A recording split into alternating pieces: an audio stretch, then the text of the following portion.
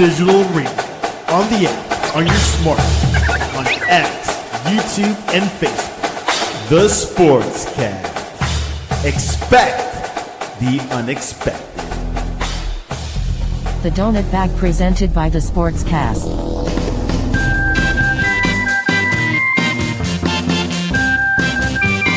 The Donut Bag, hosted by Joey Bag of Donuts. And here's your host, Joey Bag of Donuts.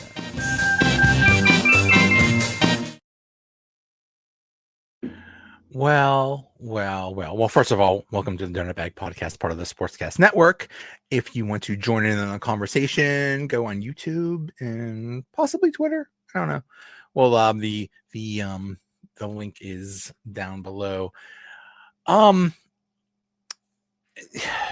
Juju Smith-Schuster, who is making his own headlines, he made headlines a few years ago. He said the Browns is the Browns, and they got so mad, and they put it on a billboard, and they were so mad that he said that.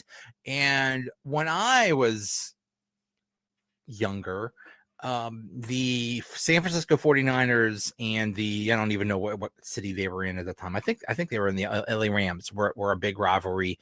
And the 49ers this is like late 80s. So they were already an established Super Bowl team, one of the best teams of the decade. And the Rams were this up and coming team, but they suffered a little bit. And, they'd play each other twice a season, and it was a bitter rivalry. And the 49ers beat him one time, and one of their players said, "Same old Rams, same old sorry-ass Rams." Well, that's how I feel about this. I feel we've seen yesterday's game 20 different times. Every single time Cleveland comes into Pittsburgh, except for the playoffs, it's the Steelers dominate, and the Browns look horrible. Is that what you were saying? You're mute. Was I muted? Yeah. Okay. Bentley was heavy breathing, and I was trying not to expose everybody else to that, and forgot I was muted. I went into this game with so many people saying that, we play down to teams that we're supposed to beat. We always play down to the Browns. They brought up the snow game last year, how the Browns, this is their Super Bowl. And so, you kind of go into this game thinking like we should kill them, but are we going to kill them or not? And then I was really glad to hear that the Steelers weren't, for all the trash the Browns talked, the Steelers didn't. Like, they tried to bait Juan Thornhill. How do you feel about going to play your old team and they didn't want you and all this stuff, right? And he kept his mouth zipped. He didn't give him any bulletin board material for the week. I was very pleased, because that's when you start doing that, that's when we have problems.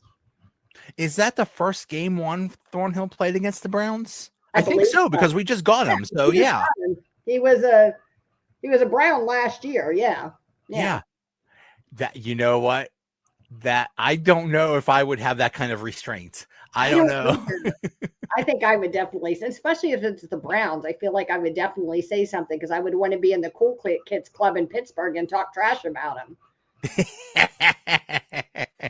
But Myles Garrett, he was a little salty after the game. Did you see he made some comment? They asked him, like, how did it feel or something? He was like, not very good. Like, he was angry. He was like, they said, how, the Steelers, how does it feel when, the Steelers, they had a big lead, and, they knew that your team would be passing. Yeah.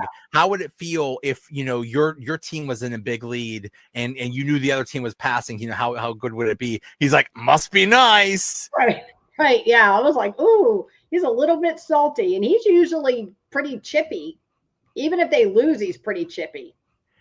I mean, first of all, I can't blame him, but second of all, I can. He's the guy that demanded a trade because he was sick of losing. I love it. Sit there and eat your salty cake, because this is what you chose. $40 million over going to another team. You put it out there into the ether. Nobody else was saying it, and you put it out there as the player that you wanted to trade, and then backed off of it. I mean, yeah. Yeah, it's pathetic. So, He would have and gotten paid somewhere else. Maybe not $40 million. I don't know, but I feel like some team would have paid him $40 million. he just wanted the money. He just went after the money. But I mean, okay, you're on a team that's not doing well. Okay, hey, it happens. You win some, you lose some, whatever. But when you're on a team that just traded your starting quarterback to a division rival, Bizarre. another backup quarterback to the Raiders earlier in the season. I can't even keep track of how many damn quarterbacks they have. They are, even for Brown standards, they're a mess. Yeah, this is wacky. Every day when I'm editing articles, something pops up at the Browns, and I literally, like, the AFC North I know so well, I don't even have to like double check every single piece of information because I know it so well. Browns quarterback situation, I double check it every time an article comes out to make sure I've got the right people because it keeps changing. But who gives your week one starting quarterback to a division rival? It's just, it makes the whole quarterback room didn't make any sense to begin with. And now this really doesn't make any sense. And, I always thought Kevin Stefanski was a pretty solid coach. There was other things that were working against him, but it's decisions like that made me think, maybe he's not. I think Baker Mayfield is evidence that he's not. Yeah, that's a good point because, boy, Baker is. That dude could be MVP. I believe firmly that some players are just not good fits on some teams, right? Yeah. Like, so you might be a really good quarterback and this just isn't your team and you go somewhere else and you flourish. So I believe that's a real thing. I think there's a possibility that Cleveland just wasn't a good fit for anybody, but not for Baker. And he's doing better now. But yeah, you have to wonder because he's obviously got the skill that everybody thought he had coming into the league that he didn't seem to display in Cleveland on a regular basis. Yeah. I mean, but I think you nailed it with the fit thing because it's not like Baker went from the Browns to Tampa and became a superstar. He went to Carolina and became the scout team linebacker or something like that. Yeah, then he was with the Rams for a minute. So it's like, that you just got to find your right place. Yeah. And he did. So who was the good fit for the Browns then? Like, that begs the question. If Baker was a perfect match for Tampa, then who is a good fit for the Browns? Because it wasn't Joe Flacco, Baker, Kenny Pickett, Deshaun Watson. Yeah. And I feel bad for poor Dylan Gabriel. Like, I felt bad for him. Poor guy. Can you imagine being a rookie and having TJ Watt like barreling down on you or Cam Hayward flying across the line at your head? No. Various Steelers took their turns beating the crap out of him. It was, yeah. What do you have? Even the quarterback, even Jalen Ramsey's like, let me get a couple sacks here. Yeah, 2 sacks for Jalen Ramsey. The first, did you see him after the game? He's like, this is like a dream come true. He's like playing with TJ Watt. I got 2 sacks for the first time in my career. Yeah, he's like, I'm in a game with TJ Watt and Myles Garrett, and I have more sacks than them. What's going on? I was like, good for you, buddy. Good for you. But about Myles Garrett, there have been games where he against the Steelers where he has been awesome.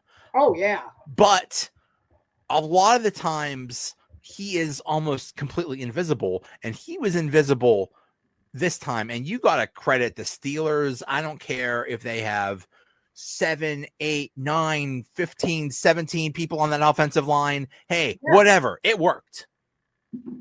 Yeah, and did you see that PFF gave Garrett a 77.5 overall grade with an 80.2 pass rush grade? I'm like, what? And like, gave Broderick Jones a horrible grade. Yeah, and he had a good game. Like, the offensive line looked really good. The offensive line just keeps looking better and better. Thank goodness, because I was a little concerned for a minute there that were we going to be talking about like multiple busts, multiple years in a row? Mm-hmm. It sure looked that way. It didn't look good, at least, especially for Broderick. Like, you could say like Fautanu needed more time. Frazier needs some more time. Like, they weren't as bad as Broderick Jones was, but it was a little concerning. Yeah. and they're putting it together. And all those things that were said about the Steelers in the beginning, and they started off bad. The offensive line was horrible, the defense was horrible, and they just got a little bit better every week. They're getting a little bit better. It's like they're just making progress, and it's starting to come together. I mean, that's really right. Like I said to somebody last week, that's really all you can ask from your team is that they continue to prove. Like it's a rare team that starts off week one, like out of the gates, has their stuff together and knows what they're doing, unless you're like the Eagles or the old Right. Tom Brady Patriots or, the prior Kansas City Chiefs with Patrick Mahomes, where you bring back primarily all the same people. Everybody knows the plays. Do you know what I mean? You're primarily a veteran squad and they know what they're doing. So other than those teams, yeah, you're going to have some wrinkles to work out those first couple of weeks. And I felt like all we could ask was that they continue to improve. And I think we definitely saw that from them. They didn't get in their head like they did at the end of last season and shut down or start pointing fingers. Mm-hmm. Well, I think the people that were pointing fingers are gone. That's why. And I think that's why they're gone, because they were pointing fingers, because they were just had a bad attitude. So yeah. I mean, hey, it's all coming together. I think one thing that helped a lot was the defense was, at least for a little bit of the game, finally all healthy. Yeah. And now you see what they could do, and it's pretty impressive. Yeah. You got to hope that they're able to be healthy into the late stretch of the season and into the playoffs. Knock on wood, we make it into the playoffs. That then we're really able to kind of pull something off for once, instead of, feels like we limp into the playoffs every year and then get slaughtered. So I hope this year that we can have enough players healthy. And I think fans sometimes don't realize that some of these years that we've gone in and lost in the playoffs, I mean, you're working on like some third string guys on defense or something. You got major players hurt that you really count on, and that is a big impact. Yeah, it just seems like, and other things, not only are you hurt going into the end of the season, but you're tired. They've had a bad offense for like the last 5 years, and you have a bad offense and a good defense, but that good defense is out there so much because the offense is so bad, and it wears down the defense. And then by the end, they're not as good. One thing I saw yesterday, now that you have basically 3 really good outside linebackers, they could do a little bit of load management and, take some time off. And I mean, really, they might have 4 good outside linebackers if you count Sawyer. So, and it gives them a chance too to put the kind of pressure on offenses where they can't like load everybody up on TJ Watt. Mm-hmm. You know what I mean? And ignore other players, because you're going to do that, and then Nick Herbig's going to get you, or some, you know what I mean? So now there's so many of them that are good that the offenses can't afford to just let it, focus only on TJ. I can't believe how good Nick Herbig is.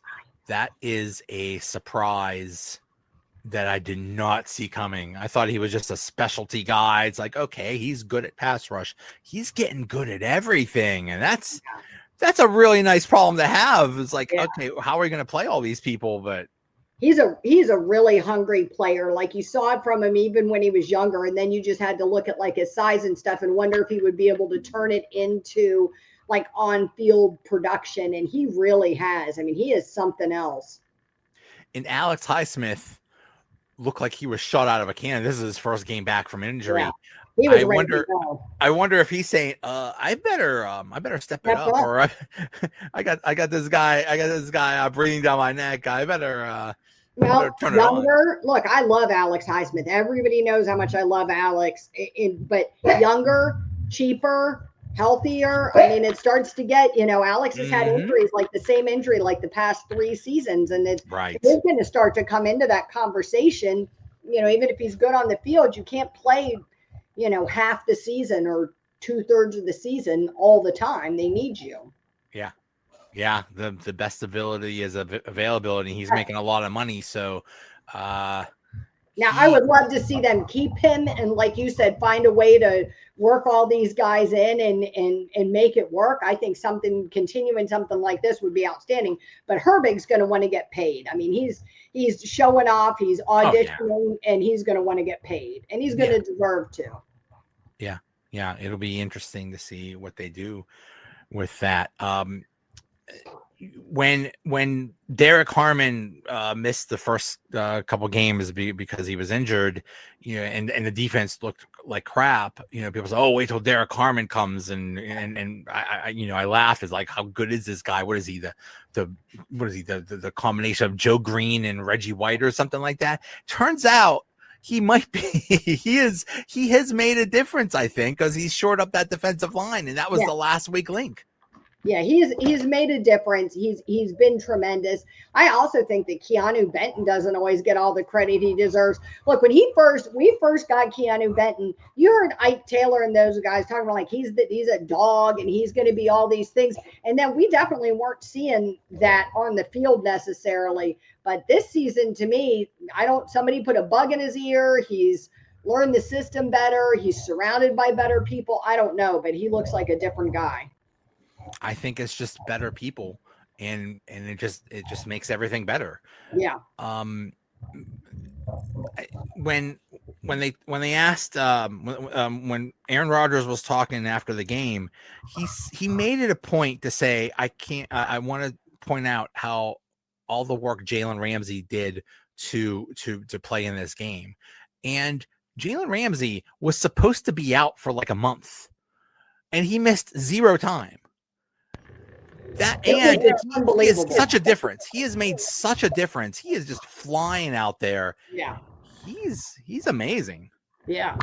And, that's something that Aaron Rodgers can definitely understand and respect because, he rehabbed that Achilles faster and better than people are supposed to be able to. I forget what the amount of time was, but, it was some ridiculous amount of time that he shortened his recovery time by doing all of this extra stuff and putting in all the hard work. And so he can certainly appreciate somebody who's able to come back like that. So I was concerned that maybe we were kind of forcing it a little too soon, but that didn't seem to be the case at all. Right. Yeah. You're afraid that he might come back too soon or something. Yeah. Well, you can't blame the guys. Do you know what I mean? I'd want to play too, but he looked like if you didn't know he'd been injured, you'd never know he was injured. Yeah, exactly. On the offense, they finally did a thing that I've been screaming about for 3 years. They threw to Darnell Washington. How are we just now discovering that the giant man who can't be covered should get the ball more? I don't understand that. I've been saying for 2 years at least that put him in the end zone and throw the ball. Like he's standing up. He's a foot taller than anybody else on the field. I mean, if he just has to jump an inch or two, he'll be good. He doesn't have to jump a lot. Throw him the ball. I can't believe that they haven't utilized him more. Aaron Rodgers talked in the preseason about how much he liked working with Darnell Washington and this connection they were building and all those things. So I expected out of the gates we were going to see more of him. And we saw a little, but not nearly what I expected. And it's finally starting to pick up. Yeah. Dave says the O-line is decent after making Miles ordinary. Yeah. I just remember, this is the Browns. I think they drafted second this year, and they traded that pick to 5 to get, I forget, that defensive lineman. Yeah. So they got something to make the defensive line even better. And another thing, I think this was the number 1 defense against the run or something like that. They were running very well against this number 1 defense. So that's impressive. And, we were struggling with the run blocking. And so, I thought this, because I kept saying that before this Browns game, it was the one thing I was worried about was how good their defense is. You can say whatever they want about the offense being a bunch of schlubs. Their defense is solid. And we beat the Browns with defense 2 years ago. Do you know what I mean? So they are certainly capable of beating us with defense if we look sloppy like we did in some of these other games. Yeah. Mason Graham, that's who it was. Mason Graham, yeah, that's his Michigan. name. Yep. Yeah. I mean, the Browns are just.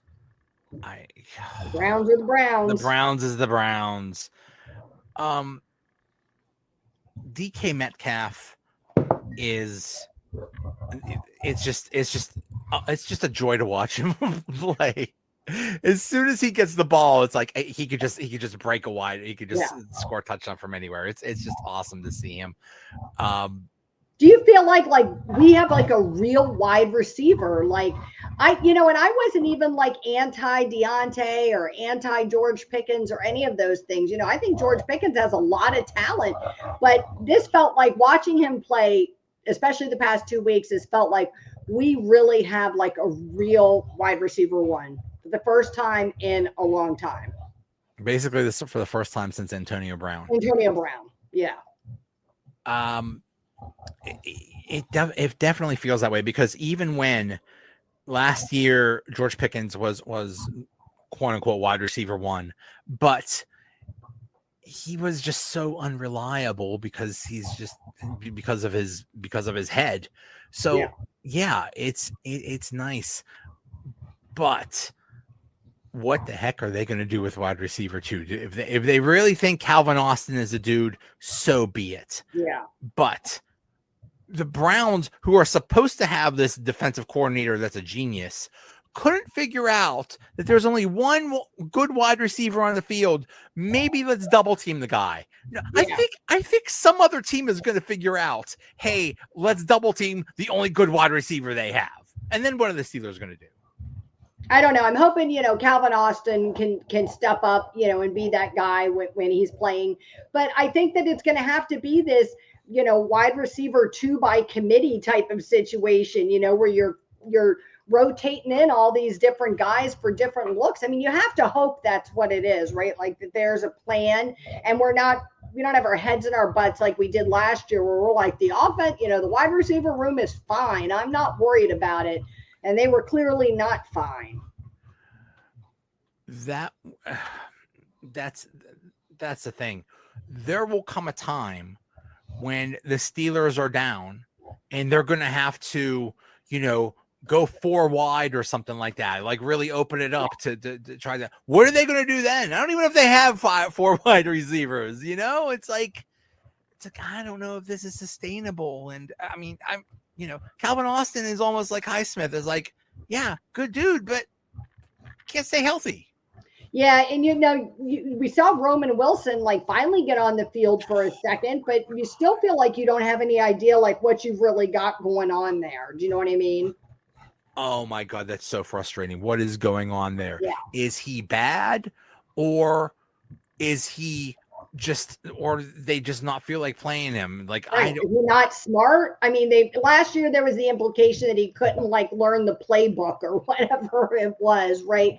And so then you feel like, okay, well, he had the whole offseason and sat on the bench. I mean, when you're not playing, what do you better be sitting around reading the playbook? Better learn or something, yeah. Right, you're getting paid. You better be reading the playbook. So, you had to wonder. And then, so when he came back this year, when this year came around, you thought, well, all right, well, he's going to play now. We'll start to see something from him, almost like you would with a rookie. But that really hasn't even been the case. We haven't seen that much of him at all. And Ben Skoranek had some good games. Do you know what I mean? He had some solid games his first couple of weeks, but then it kind of seemed like we stopped going to him. So it just doesn't feel like we have any kind of system. Yeah. Dave says that was a good touchdown catch by Hayward. That and that was, Hayward almost never plays, and that was just a really cool thing, because he was just scrambling around, and he told Hayward's hey, go this way, and they made the connection. Yeah, and I was glad for him, because he got so much crap about only getting the job because he's Cam's brother and everything else. So right, he was a victim of something that he had nothing to do with. So, right. Yeah. But it seems like Rodgers is developing a little bit of that connection. There was a play where he was scrambling around and he just shoves it to Jalen Warren, who started out in pass protection, and then just he's scrambling around. Let me try to get open and he just threw him the ball and he made a nice little gain. But for some reason, he has the exact opposite of that connection with Freiermuth, and I don't get it. Like I don't. They're just not on the same wavelength, and I don't know what the heck's going on with Freiermuth. But that doesn't make you feel like then is the issue? Like, what is that saying about, like, if something keeps happening, you can't look at everybody else. You got to look in the mirror. Right. I love Freiermuth. Like, I've been a fan of his since we drafted him. But I'm starting to wonder, is he more of the issue than it's actually the quarterbacks? Because, then Russell Wilson didn't really have a relationship with him, and Justin Fields wasn't really able to establish a connection with him. And so you have to start to wonder, like, what the heck is going on with him? That he's just not playing that much. And then you used to start thinking, well, you paid him all this money and he can't block. And now we're not going to use him to catch the ball. What are we doing? I thought he was going to almost be like our wide receiver 2 this year. Arthur Smith is your offensive coordinator. He loves his tight ends, right? Got Aaron Rodgers. He likes the tight ends. So I really thought, well, he's almost going to be like our wide receiver 2 this year. He can catch a ball. That's the thing he can do. Yeah, at some point, listen, it hasn't happened for how many years has he been here? It just ain't gonna happen. It's different systems, different quarterbacks. It's all the same thing. It's like he's just never gonna reach this potential, and I don't know. And he's not the greatest blocker. It ain't me. Like, it's not me. Yeah. We'll see. When during the offseason, Aaron Rodgers got so much crap, and a little bit of it was deserved with this whole, is he going to come and is he not going to come? And we waited and waited and waited. That was annoying, but he got so much crap, and he got so much crap for what happened in with the Jets, which I think was a little bit deserved. But all those people that are giving him crap and saying he was going to be bad, I don't hear them saying, "Oh, by the way, I was wrong. Aaron Rodgers is good," because he has been awesome so far. I issued like a public apology on my podcast because I was not happy they were bringing him on board for like a lot of reasons, right? Like, Aaron Rodgers and I are probably never going to be best friends in real life, like that without saying. And then I don't like me guys, do you know what I mean? And all of these stories you hear about him were like me, do you know what I mean? Out in Green Bay, then at New York. And so then you have to start to think, well, I don't want this kind of selfish guy. Like, I thought we just got rid of selfish guys on our team. And now we're going to bring in like the king of selfish football players to play. So I was really concerned that the players were going to dislike him, that he was going to be all about himself. And then I said, do you know what? I gave Russell Wilson a chance. So I'm going to give Aaron Rodgers a chance, and we'll see what he does. And I have to say, look, like, again, I'm not going to ever probably be his best friend, but I don't care. He's my quarterback, and he's doing a phenomenal job. Obviously, the players respect him. The coaches respect him. He's surprising. I'm surprised he's not in, like, comeback player of the year conversation. Right. I pulled the voting up today, or the Vegas odds up, today to see. And I was surprised his name wasn't on there, because I think he's done a phenomenal job. When everybody said he was leaving the Jets and he was done, he's washed. Yeah. And I think that was the entire point of him coming here, was because it went so bad in New York that he had to, it's like, I can't leave like this. He had to rehabilitate his image or whatever. But, all those things you said about, I don't know, I don't know, about his attitude. I think those are all valid. I was afraid he was just going to be all about me first. I don't care about the team. I'm just here, whatever. But he has been nothing but gracious he's done nothing but a good teammate. He said all the right things. He's been a perfect fit. And that's like, I did not see that coming. No, he even talked about like mentoring some of the guys, and he was open in New York. Like, I don't want to mentor people. Do you know what I mean? I thought, like, is this great for Will Howard? Like, don't we want a guy that's going to be willing to help teach this kid the ropes. And yeah, he's been working with Will Howard. He works with the wide receivers. I mean, to me, it's definitely surprised me. I do think that he wanted to salvage his reputation. Bentley is mad that the Browns lost. I could see every dog being a Cleveland Browns fan. So I would be mad if I was a dog. Bentley's very fat self should be exhausted. My 3-year-old nephew was here today, and Bentley's favorite game is tug of war. So they have these long snakes, and he usually plays with me or my mom's dog. So, but Ethan, my nephew, got one end of the snake, and Bentley had the other, and Ethan was pulling him around the tile floors while he's hanging onto this snake. I bet he played with him for 3 hours. I don't know how he is still standing up and trying to play right now. He's like that little kid that gets like so buzzed up on sugar that it's crash. We're done with the podcast. He's just going to collapse. Right. So now we have a Thursday night game in Cincinnati. I know when I was looking at the schedule, I said, oh, this is an automatic loss. There's no way we're beating Joe Burrow on 4 days rest. Well, Joe Burrow ain't there. So now we have Joe Flacco. I think Tomlin is pretty upset that the Browns traded Joe Flacco to the Bengals right before they were going to play them. And I don't blame him. I thought that was like the greatest, one of like Tomlin's top 10 greatest things he's ever said today when he said, oh, about Andrew Berry. Oh, he must be smarter than I am because I don't understand the logic. Like, he's like the master of the like little dig. You know what I mean? You're not going to say anything really nasty. You're going to keep it professional, but it's a definite dig. He was, yeah. I mean, you never hear him talk trash about anyone. And he was clearly pissed. He has great respect for Joe Flacco, and understandably. I mean, Joe Flacco was on all those teams, all those Ravens teams that when they had that great rivalry years ago. And I think it was last year when they played the Colts. It was Joe Flacco that beat him. I remember what did he say that one time? It was like, oh God, don't get Anthony Richardson hurt, right? Because then we'll have to play Joe Flacco or something like that. And he seems to be like a quarterback that historically, we've struggled with a little bit, right? You're right. Didn't he win a Super Bowl with the Ravens? I mean, he was around for some great years. Was he with them when they won the Super Bowl? Yeah. I think he was the quarterback when they won the Super Bowl. Yeah.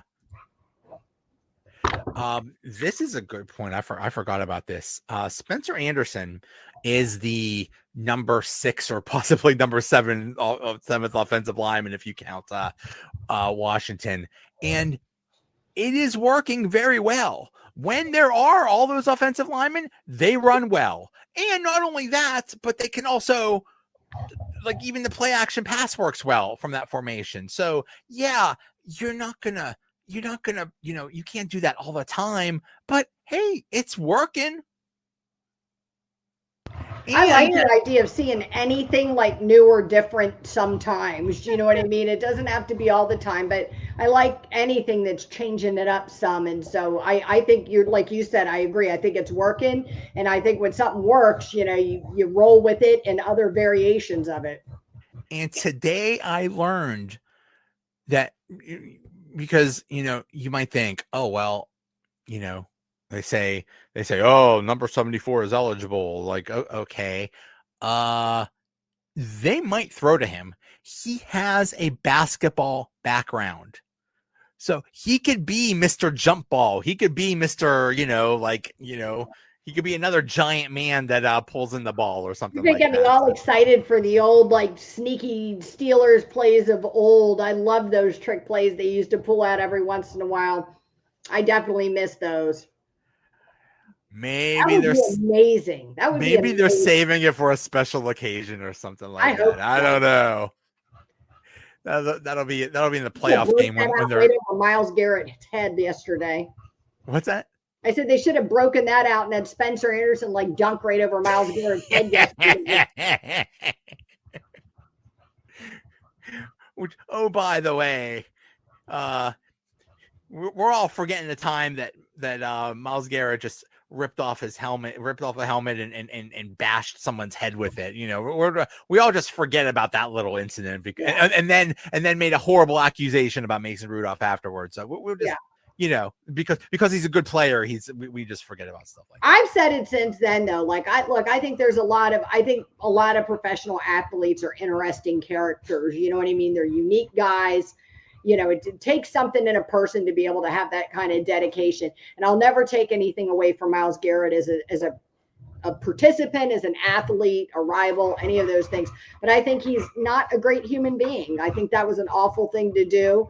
And I just think and on top of that, I think he's kind of, I don't know, maybe his interpersonal skills aren't very good because he's a strange one. The thing I heard about him is that he's very all about his stats, which he was awful during whatever that Hard Knocks. He was awful during Hard Knocks. Like when they would show him, I'm like, I would be so embarrassed. I would cut this out because he was so selfish and me during that show. I remember they were doing I believe it was a Brown Steelers game one time, and the Steelers just beat him really bad. And he made a point in that Hard Knocks episode to say, I was sick. I had a cold. I had a flu or something like that. Like, bro, shut up. Yeah. Let's make excuses. It's all about him. And I get that you have to be a little bit like inwardly focused to be able to become that level of an athlete, right? Like that doesn't happen because you're spreading the wealth everywhere else. So I get that there's a level of selfishness involved with becoming a professional athlete, but it doesn't mean you don't have to be a nice person. Yeah. I think it's crazy that, anytime the Steelers and the Browns get together, it's TJ Watt versus Myles Garrett. Who's better? Well, I mean, TJ Watt definitely had more of an impact this game, but it's just crazy because when you look at the numbers, TJ Watt, like if you look at like the most sacks in the last, 10 years or something like that, TJ Watt is number 1, Myles Garrett's number 2, and there's no one even close. These two guys are basically 2 future Hall of Famers. So comparing them to is it's kind of pointless. Just they're both awesome, and we're seeing them in their prime.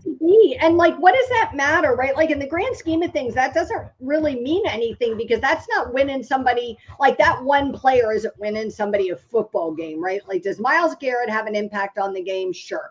TJ has an impact on the game, sure. But they play different positions for different teams. They're not going against each other, folks. Right. It's not an apples to apples comparison, and it just doesn't make any sense. Yeah. It's not like TJ Watt's out there blocking for against. You can compare them. Like if you took they played the Bengals, the same Bengals team, right? Like then maybe you could come up with some comparisons. But when you're playing each other's teams, we have different offenses that they're playing against. One might be better. It's just it's a silly argument. Yeah. But if they could beat Cincinnati, and the thing that scares me about I mean, on paper they should, but what scares me is how many in a row has Cincinnati lost now? Haven't they lost like 3 or 4 in a row or something like that? When a team loses that many in a row, that scares me. Yeah, that's a good point. That usually makes me nervous too. Who is it? Let's see here. Bentley, you're driving me crazy. Win, lose. Yeah. So 4 losses. Yeah. Right? So that's not ideal. Hopefully we can hand them number 5. I mean, we beat them. Yeah. I mean, it seems like we should be able to. If you're the Bengals, the only reason they made this trade was because that other dude was so bad. Yeah.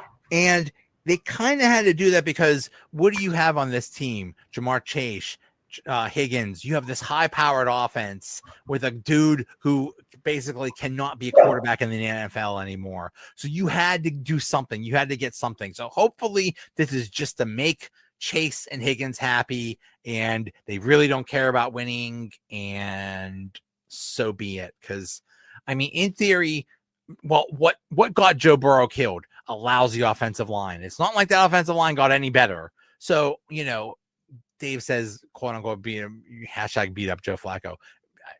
That could be. That could, it might come down to that. It might come down to, a 40-year-old guy with a really bad offensive line. It just might be a bad night for him. I hope that the defense is like riding high off the win over the Browns. Like, that was a really dominant performance by them. And I hope that they feel like, we need to do something similar this week against this Bengals team, because the Bengals defense is not very good. So I feel like our offense should be able to handle Trey Hendrickson, who's like the only player they've got, and be able to handle them pretty solidly.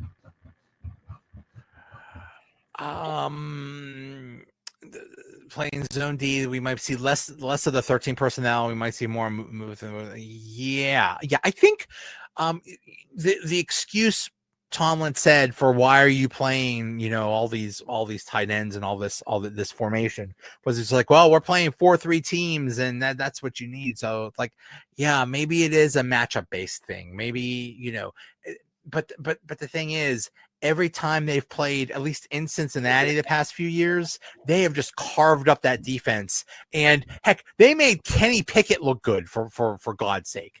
So the Cincinnati defense, it doesn't seem like they got any better. And I think Hendrickson might not play because he might be hurt. They lost last year because of that defense, and then didn't bother to do anything to improve the defense in the offseason. I was like, you have to be kidding me. You had like hands down the best offense in the NFL last year. It was ridiculous. And then you don't go, man, we'd have won a Super Bowl if only we had a defense. Yeah.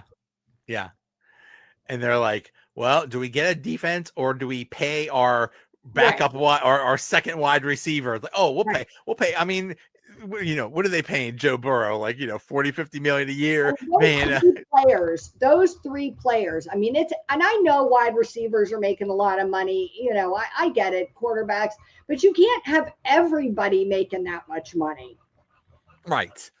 Because then they pull together some old, like, practice squad has-beens that are like 37 and, put them on their defense and think that Joe Burrow is going to be able to just go into a shootout situation with every team. And it's just not the case. Yeah. It's going to be very interesting. And then, they just had a bye. They just came off the bye. And then with this Thursday night game, it's kind of like a mini bye. You get 10 days off. So, I mean, you just win this game. And they win this game. My goodness. I know it's early, but gosh, they look like they're such in the driver's seat to win the division. Who saw that the entire rest of the AFC North would fall apart? Definitely did not. I don't think anybody saw that coming. I mean, they have really, the Ravens, it's shocking. It's just absolutely shocking. I mean, I expected, you can't predict Joe Burrow is going to get hurt, right? And that's a season-ending kind of situation for your team. So you couldn't have foreseen that coming, but you knew that their defense wasn't going to get any better. So I figured, all right, they'll just look the same as they did last year. And, we figured the Browns weren't going to be great. We knew they were in a little bit of trouble, but I expected a lot from the Ravens this year, possibly even going all the way to the Super Bowl. And man, what a crushing blow to that team. As a rival fan, like, I'm here for it, but like on the level of it being your team, we've had those seasons and that's terrible. Yeah. You hate to see it, but you also love to see it. But I mean, it's still early. They could, the Ravens have a bye, and then they'll get Lamar Jackson back. Yeah. And Lamar Jackson might just say, "Hey, I'm gonna just I don't care if we win every game 45-44. I'm gonna just put this team on my back." And he has the capability of doing that. And so. I think that's a real possibility. I mean, they don't have to do much to make the playoffs. At this point, if they can win out the majority of their end of their season, and even if they squeak in as a wild card, I don't think they'll win the division, but even if they squeak in as a wild card, I mean, crazier things have happened. They had a chance. They have a shot to make a real. If they have the flip side happen, so they're all beat up in the beginning of the season, but they're all healthy at the end in the postseason, they could be really dangerous. Yeah, it's still early, but stack those wins when you can, and that's why we can't afford to drop this Thursday night game. We just cannot. We have to be able to continue to advance, especially in the division, and just like you said, stack the wins where we can, because we're going to have games we aren't successful in. Not every game is going to be easy. So when you get an easy game, take advantage of it. What is that? Who are they playing after the Packers? The Packers are on Sunday night. That's going to be tough. And then the Colts, who are suddenly awesome, are after that. Yeah. And then the Chargers, who are good. Ooh, so they got three tough games in a row. Yeah, that's what I'm saying. So you got to win these games. You know what I mean? It's what we were trying to do last year. That end of season schedule wasn't reasonable. Right. That was ridiculous. Yeah. All right. We will see. Hey, thanks for coming on. Yeah, thanks for having me. All right. We are on to Cincinnati. Hey, I'll see you. Forward.